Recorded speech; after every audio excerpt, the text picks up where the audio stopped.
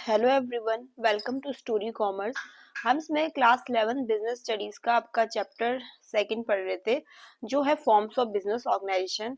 उसकी जो पहली फॉर्म है सोल प्रोप्राइटरशिप, मैं आपके साथ डिस्कस कर चुकी हूँ। आज हम देखेंगे उसकी सेकंड फॉर्म जो है आपकी पार्टनरशिप। आज हम इसको देखेंगे, ठीक है।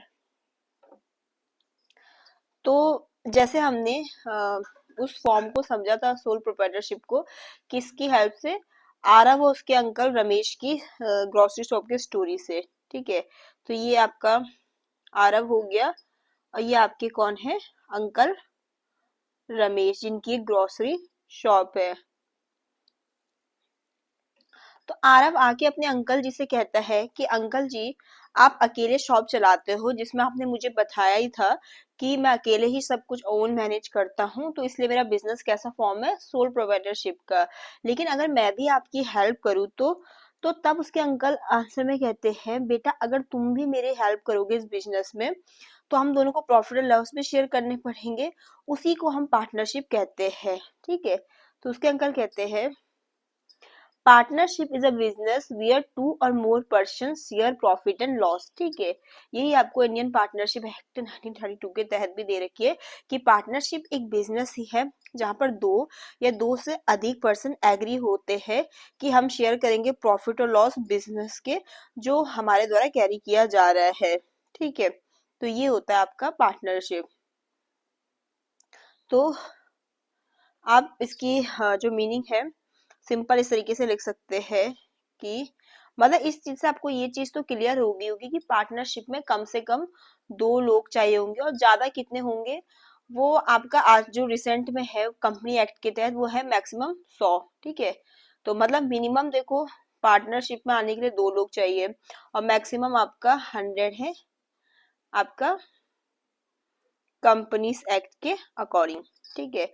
तो अंकल जी से बताते हैं, उससे वो समझ जाता है partnership is a relation between two, कम से कम दो, ठीक है, और मोर पर्सन जो एग्री है किस चीज पे, who agree to run a business. जैसे यहाँ पर अंकल रमेश ने तो समझाया कि अगर ये बिजनेस हम दोनों मिलके चलाएंगे तो इसी को पार्टनरशिप कहा जाएगा। Together and share profit and loss, ठीक है। तो ये तो आपकी पार्टनरशिप हो गई है। अब पार्टनरशिप के फीचर्स देख लेते हैं। तो पहला फीचर आपका है टू और मोर पर्सन। तो वही है कि पार्टनरशिप में उसके अंकल रमेश मुझे बता दे कि बेटा अकेले नहीं होता है, कम से कम उसके लिए दो लोग तो चाहिए। जैसे कि अगर तुम और मैं दोनों इस शॉप को चलाए तो वो पार्टनरशिप कहलाएगी, ठीक है। कि कम से कम हम दो लोग आ गए अब, ठीक है। और मैक्सिमम कितने चाहिए होते हैं? मैंने आपको बताया 100, आपका किसके अकॉर्डिंग? कंपनीज एक्ट के तहत।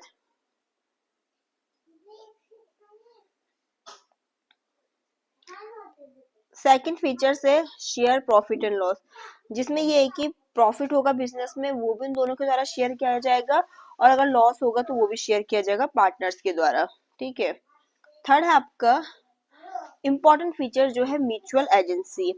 तो म्यूचुअल एजेंसी का मतलब क्या है कि अगर हम रमेश अंकल्स को समझाते हैं कि कोई भी कस्टमर आया, तुम उससे डील करते हो, मैं भी वहां पर मौजूद नहीं हूँ, ठीक है, मैंने उससे डील नहीं किया, तो तुमने भी अगर उस कस्टमर से डील किया तो उसके लिए मैं भी रिस्पॉन्सिबल होऊंगा।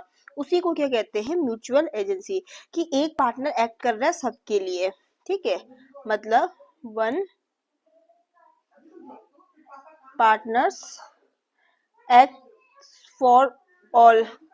तो म्यूचुअल एजेंसी का मतलब ये है कि जैसे अगर एक पार्टनर कोई भी डिसीजन ले रहा है तो उसके लिए और भी पार्टनर जिम्मेवार होंगे, ठीक है। तो वही है इसका मतलब म्यूचुअल एजेंसी का मतलब, कि जैसे उसके अंकल रमेश ने भी समझाया कि अगर तुम कस्टमर के साथ डील करते हो, या ठीक है कि तुमने कस्टमर के साथ डील करा, मैं नहीं भी हूँ तो लेकिन जो तुमने किया उसके लिए मैं भी रिस्पॉन्सिबल हूँ उस चीज के लिए, ठीक है। फोर्थ फीचर्स होगा आपका इसका अनलिमिटेड लायबिलिटी। तो पार्टनरशिप में क्या होती है, लायबिलिटी कैसी होती है पार्टनर्स की? अनलिमिटेड होती है। अनलिमिटेड लायबिलिटी का मतलब है कि उनकी पर्सनल एसेट्स को भी यूज किया जा सकता है उनके लोन वगैरह को रिपे करने के लिए, ठीक है। फिर आपका एक और फीचर है कि एग्रीमेंट। पार्टनरशिप किससे फॉर्म किया जाता है? एग्रीमेंट, ठीक है, क्योंकि एक तरीके से एक एग्रीमेंट होता है पार्टनर्स के बीच में, ठीक है। एग्रीमेंट आपका ओरल भी हो सकता है, रिटन भी हो सकता है। लिखित एग्रीमेंट को हम क्या कहते हैं? Partnership deed. क्या कहते हैं हम? जब वही एग्रीमेंट आपका लिखित में हो गया तो वो एग्रीमेंट क्या कहलाता है? आपका पार्टनरशिप डीड, ठीक है। पार्टनरशिप डीड में आपका सब कुछ लिखा रहता है कि क्या रूल्स रेगुलेशंस फॉलो किए जाएंगे, कितने आपके पार्टनर है, क्या आपका नाम है पार्टनरशिप फॉर्म का, सारी चीजें इसमें आपकी मेंशन की जाती है, ठीक है। 6 फीचर्स ये है